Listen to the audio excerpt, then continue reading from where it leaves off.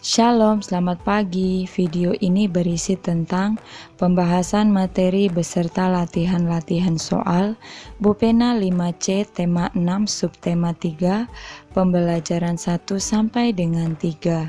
Silakan disimak dan jangan lupa di-subscribe ya supaya tidak ketinggalan dengan video-video selanjutnya.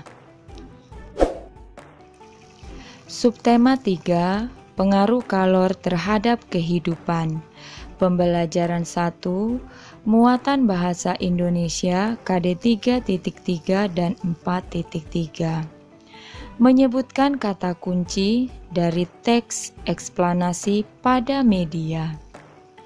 Sumber informasi dapat berasal dari media cetak seperti buku, ensiklopedia, koran, majalah, dan buletin, atau media elektronik seperti buku elektronik.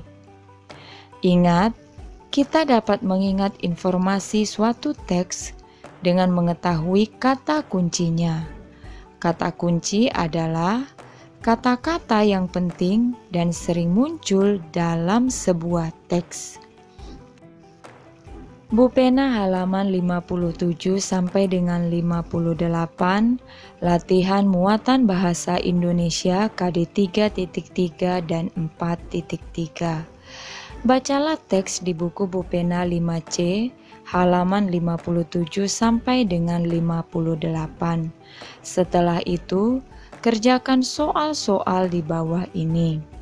1. Apa judul teks tersebut? Jawabannya, benda-benda konduktor. 2. Tuliskan kata-kata kunci dari teks tersebut. Temukan artinya menggunakan Kamus Besar Bahasa Indonesia atau KBBI. Buatlah kalimat menggunakan kata kunci tersebut. Jawabannya, 1. Kata kuncinya stainless steel. Maknanya, baja nirkarat atau baja tahan karat.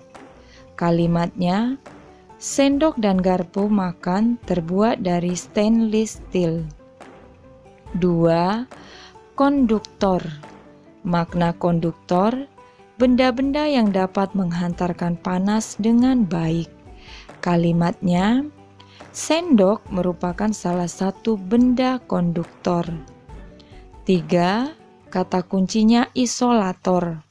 Makna isolator, benda-benda yang dapat menghantarkan panas dengan buruk. Kalimatnya, contoh benda isolator yaitu kayu, plastik, kain, tembok, karet, dan kaca. 4. Kata kuncinya konduksi. Makna konduksi, perpindahan energi panas melalui zat tanpa disertai dengan perpindahan partikel zat.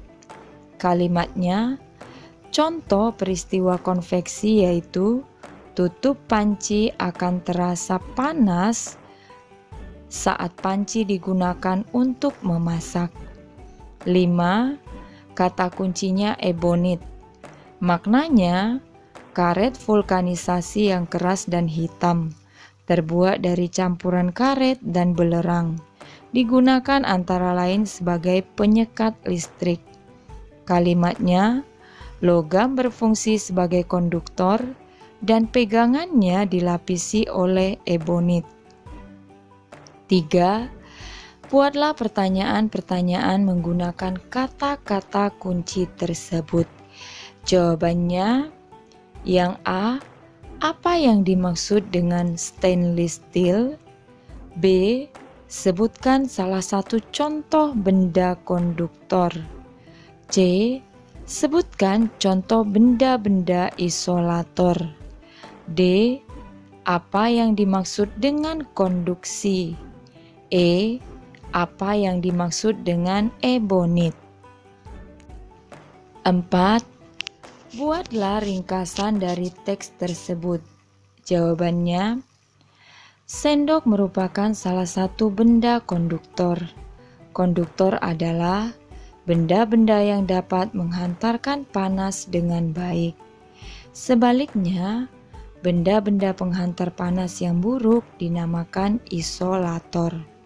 Proses perpindahan energi panas yang terjadi pada konduktor dinamakan konduksi.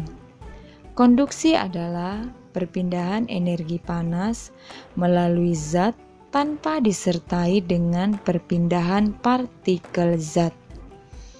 Logam berfungsi sebagai konduktor dan pegangannya dilapisi oleh ebonit.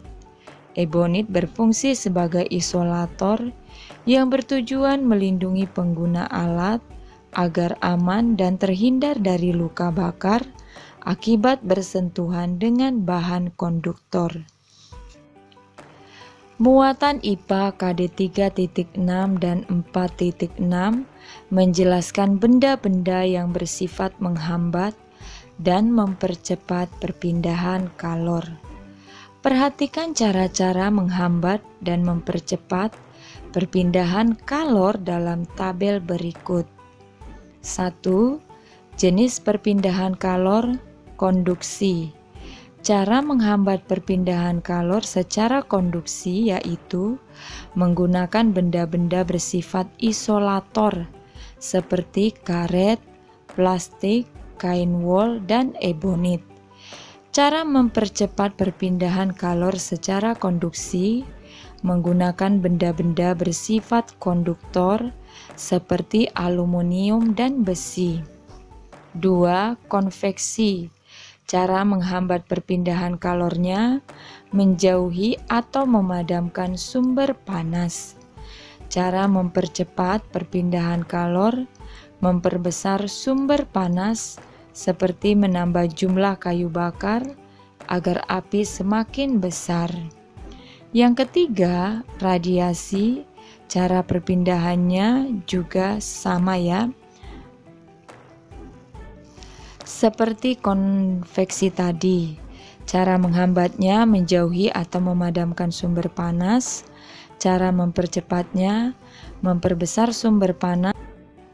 Bu Pena halaman 59 sampai dengan 60, latihan muatan IPA KD 3.6 dan 4.6. 1. Apa syarat benda disebut konduktor dan isolator? Tuliskan masing-masing contohnya. Jawabannya, A. Syarat benda yang disebut konduktor yaitu benda-benda yang dapat menghantarkan panas dengan baik. Misalnya, sendok makan dari aluminium. B. Syarat benda yang disebut isolator yaitu benda-benda yang dapat menghantarkan panas dengan buruk. Contohnya kayu, plastik, kain, tembok, karet, dan kaca. 2A. Gambar A menunjukkan seseorang sedang membuat teh hangat. Air panas yang digunakan berasal dari teko. Orang tersebut dapat memegang teko karena ada bahan yang menghambat kalor. Menurutmu, bahan apa yang bisa menghambat kalor tersebut? Adakah contoh penggunaan bahan yang serupa untuk benda lainnya? Tuliskan contohnya. Jawabannya, bahan yang bisa menghambat kalor pada gambar A adalah pegangan teko yang terbuat dari bahan ebonit. Contoh bahan lainnya yang bisa menghambat kalor adalah menggunakan kain lap. B. Gambar B menunjukkan seseorang yang mengalami kedinginan karena musim dingin. Orang tersebut membutuhkan panas untuk menghangatkan tubuhnya. Berdasarkan gambar, bagaimana cara orang tersebut dapat memperoleh sumber panas?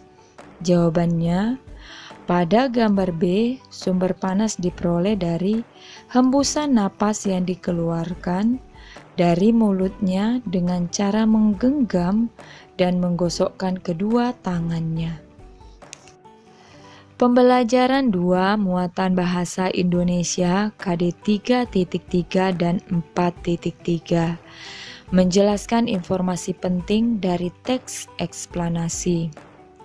Selain membaca dengan cermat, Cara lain yang dapat dilakukan adalah dengan membuat pertanyaan.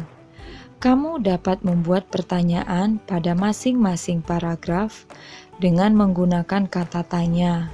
Setelah itu, jawablah pertanyaan yang telah dibuat berdasarkan isi teks. Bu Pena halaman 61 sampai dengan 62, muatan bahasa Indonesia KD 3.3 dan 4.3. Perintah nomor 1 membaca teks yang ada di buku Bu Pena halaman 61 sampai dengan 62. Pertanyaan nomor 2, tuliskan informasi penting yang terdapat pada masing-masing paragraf. Buatlah dengan menyusun pertanyaan dan jawaban terlebih dahulu. Jawabannya, paragraf 1, kata tanya apa? Pertanyaannya, apa yang dimaksud dengan aluminium foil? Jawabannya, aluminium foil adalah salah satu material yang paling sering dan banyak digunakan sebagai pelengkap rangka atap. Kata tanya apa? Pertanyaannya, apa kelebihan aluminium foil? Jawabannya, pertama, mempunyai kemurnian bahan mencapai 99,45%. Kedua, bersifat seperti plastik yang tahan robek. Ketiga, tidak merambatkan api jika terjadi hubungan pendek arus listrik. Keempat, mengurangi suara hingga 6 dB dan memiliki titik leleh hingga 310 derajat Celcius. Paragraf yang kedua, kata tanya apa? Pertanyaannya, apa manfaat aluminium foil? Jawabannya, selain digunakan untuk mempercepat kematangan makanan, aluminium foil juga dipakai pada atap. Kata tanya mengapa? Pertanyaannya, mengapa suhu di dalam ruangan atau rumah pada siang hari lebih panas? Jawabannya, karena adanya perpindahan radiasi panas dari bagian atap ke bagian bawah. Kata tanya jelaskan. Pertanyaannya, jelaskan fungsi aluminium foil yang dipasang di bawah genting. Jawabannya, berfungsi memantulkan kembali radiasi matahari sehingga suhu di dalam ruangan lebih sejuk. Paragraf yang ketiga, kata tanya apa? Pertanyaannya, apa yang dimaksud dengan aluminium foil single? Jawabannya, aluminium foil single adalah tipe aluminium yang hanya terdiri dari satu sisi lapisan, sehingga hanya akan terlihat mengilap di bagian atas, tetapi buram di bagian bawah. Kata tanya apa? Pertanyaannya, apa yang dimaksud dengan aluminium foil double? Jawabannya, tipe aluminium yang lapisannya mengilap pada bagian bawah dan atasnya. Pertanyaan nomor 3, tuliskan kembali isi teks eksplanasi tersebut. Jawabannya, aluminium foil adalah salah satu material yang paling sering dan banyak digunakan sebagai pelengkap rangka atap. Kelebihan aluminium foil yaitu mempunyai kemurnian bahan mencapai 99,45%. Bersifat seperti plastik yang tahan robek, tidak merambatkan api jika terjadi hubungan pendek arus listrik, dan mengurangi suara hingga 6 dB dan memiliki titik leleh hingga 310 derajat Celcius. Selain digunakan untuk mempercepat kematangan makanan, aluminium foil juga dipakai pada atap.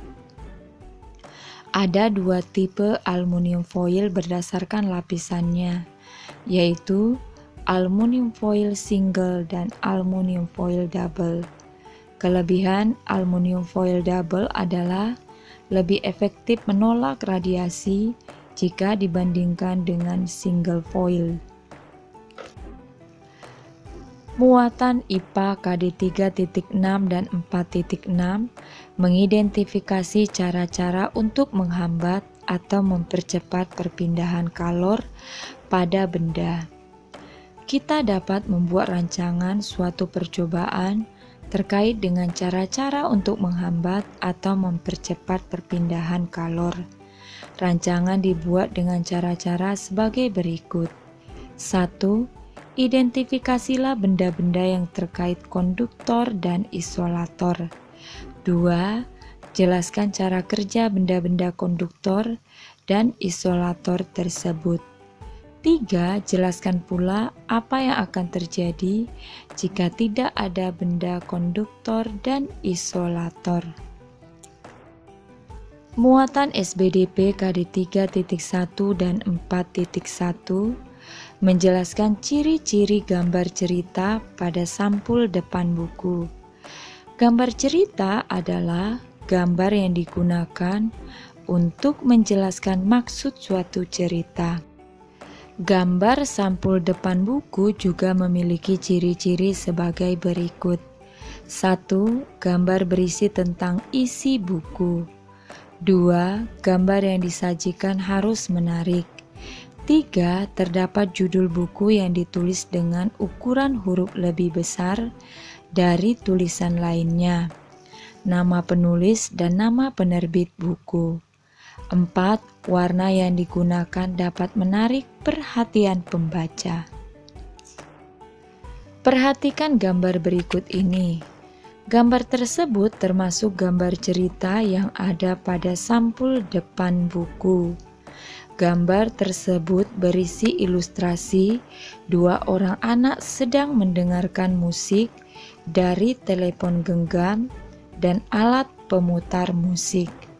Gambar tersebut menunjukkan kemajuan zaman dalam menggunakan alat komunikasi digital. Bu Pena halaman 64 sampai dengan 65, latihan muatan SBDP KD 3.1 dan 4.1. 1. Apa cerita dari gambar sampul depan buku tersebut? Jelaskan secara singkat. Jawabannya, cerita rakyat Nusantara, Jaka Tarub. 2. Apa kesanmu terhadap gambar sampul depan buku tersebut? Jawabannya, gambar tersebut mendeskripsikan ilustrasi gambar cerita. Muatan Bahasa Indonesia KD 3.3 dan 4.3 meringkas teks eksplanasi. Ringkasan adalah intisari dari suatu teks yang terdiri atas pokok pikiran tiap paragraf. Perhatikan langkah-langkah dalam membuat ringkasan berikut. 1. Bacalah teks dengan seksama. 2. Identifikasi pokok pikiran dari setiap paragraf. 3. Tuliskan pokok pikiran yang kamu temukan menggunakan bahasamu sendiri. Gunakan bahasa yang baik dan benar. 4. Rangkailah kalimat-kalimat pokok pikiran tersebut menjadi sebuah paragraf yang padu dan mudah dipahami. 5. Periksa kembali kata-kata yang belum sesuai dengan kosakata baku dan ejaan yang sesuai kaidah yang baik dan benar. Bu Pena halaman 66 sampai dengan 67, latihan muatan bahasa Indonesia KD 3.3 dan 4.3. 1. Tuliskan pokok pikiran pada masing-masing paragraf. Jawabannya, pokok pikiran paragraf 1. Tembok merupakan penghantar panas yang baik di dalam rumah dan dapat mempertahankan panas tersebut dalam waktu yang cukup lama. Pokok pikiran paragraf 2, sinar matahari di Eropa tidak lebih banyak seperti di Indonesia.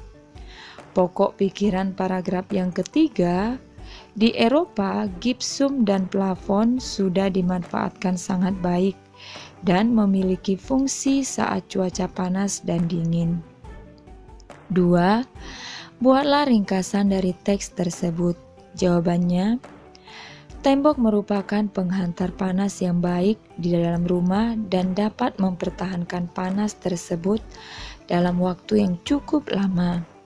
Hantarman, seorang managing director PT Saint-Gobain Construction Products, melakukan percobaan terhadap hal tersebut.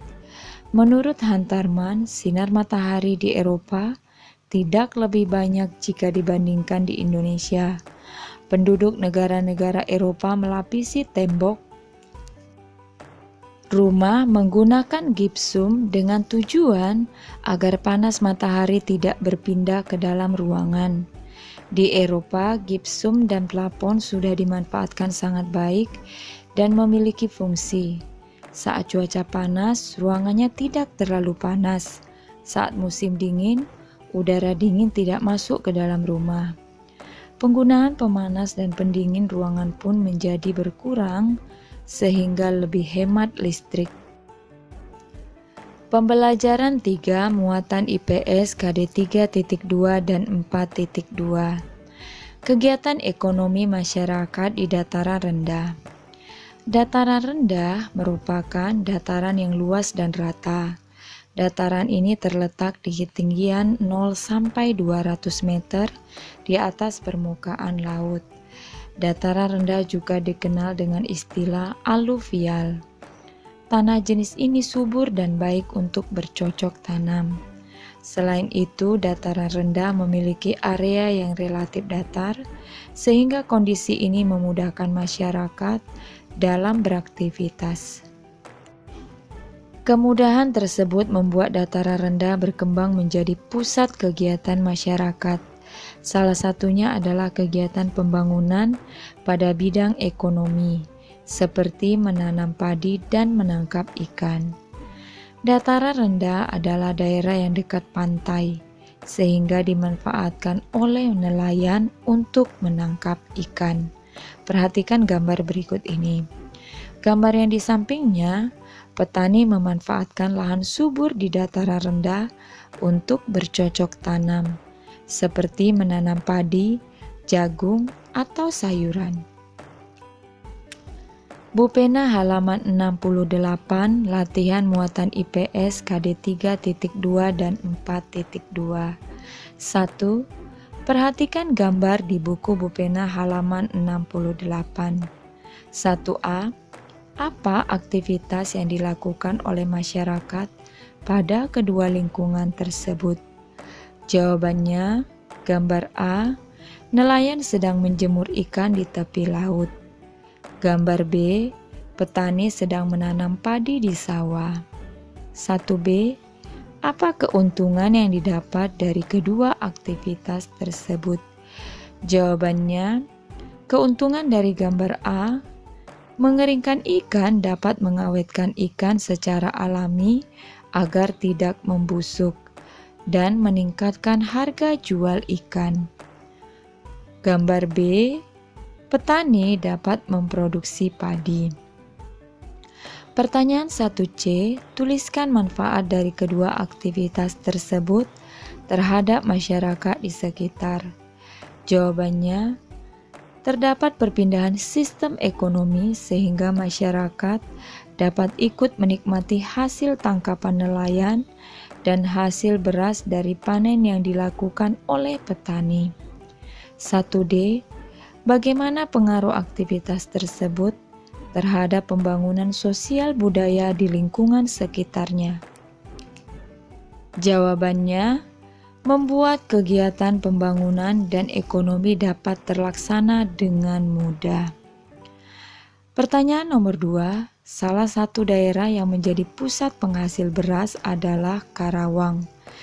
Jika suatu saat pertanian di Karawang mengalami gagal panen, apakah kondisi ini dapat menghambat pembangunan ekonomi Indonesia? Jelaskan pendapatmu. Jawabannya dapat, karena sebagian besar masyarakat Indonesia mengonsumsi beras sebagai makanan pokok. Apabila petani gagal panen, akan memengaruhi kegiatan dan pembangunan ekonomi. Muatan PPKN KD 3.2 dan 4.2 menjelaskan akibat tidak adanya penerapan tanggung jawab di masyarakat. Orang yang bertanggung jawab akan lebih mudah dipercaya dan dihormati oleh masyarakat.